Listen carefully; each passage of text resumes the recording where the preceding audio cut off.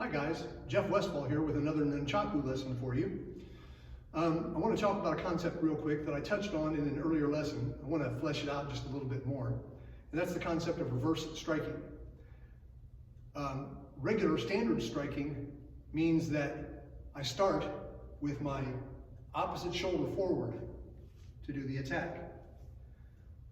Reverse striking means that I put the striking shoulder forward. So if I want to do a number one, of course now I could have my arm stretched back like this, and that would not be reverse striking. But another element of it is which side my weapon starts on. So if I've got my right shoulder forward and my weapon is to the left, I'm in position to throw a reverse number one strike. Well, today with the Nunchaku, we're going to be looking at number two strikes. So if I put my left shoulder forward and my stick is over here, that's a reverse number two strike. It comes around this way.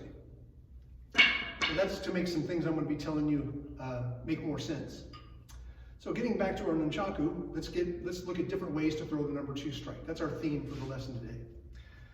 So if I've got center guard and I put my right shoulder forward, then I'm loaded for power with my number two.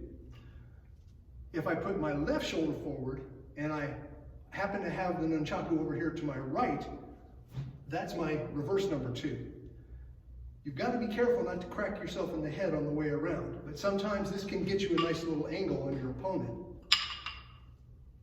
Now from the center guard, let's move to the basic over-the-shoulder hold. From this position, again, it has to do with where my shoulders are. If I put my left shoulder forward, I'm in position for the reverse number two. If I put my right shoulder forward, I'm in position for a more powerful basic version of the number two. So I can be already here and turn, or from center guard, I can turn and load that way. I also can turn and load this way for the reverse number two in that fashion.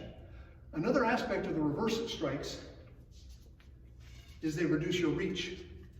This doesn't reach as far as that. Show you from this angle. This, the business end, is only about 1.5 feet further out than my shoulder tip. Here, the business end is considerably further out. So that's another element of the reverse striking.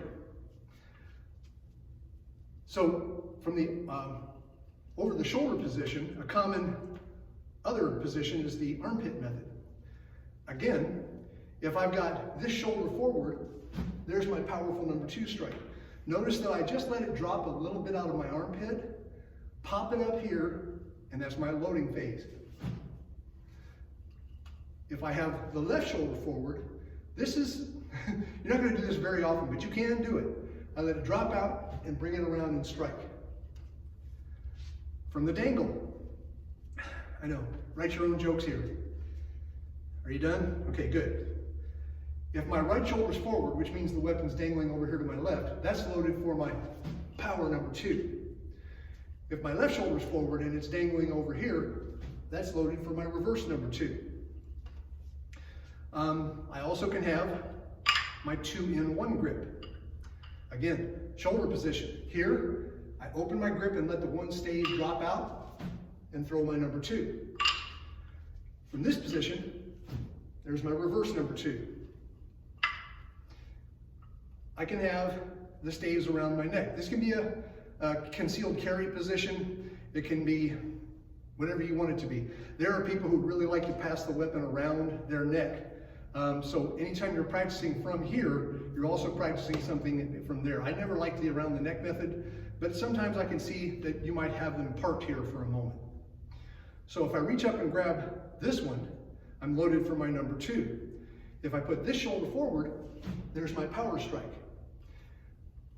If I put this shoulder forward, there's my reverse strike. So as you can see, the theme is understanding what a reverse strike is, understanding what a standard strike is, understanding the role that your shoulders play, and also understanding that this little connection here causes a lot of problems. It takes a lot of training, but it gives you versatility that a straight stick doesn't quite have. And it's fun to play with these too. I get that. So anyway, I hope you enjoyed this. Stay safe, wash your hands, and I'll see you back in the future with more Nunchaku lessons.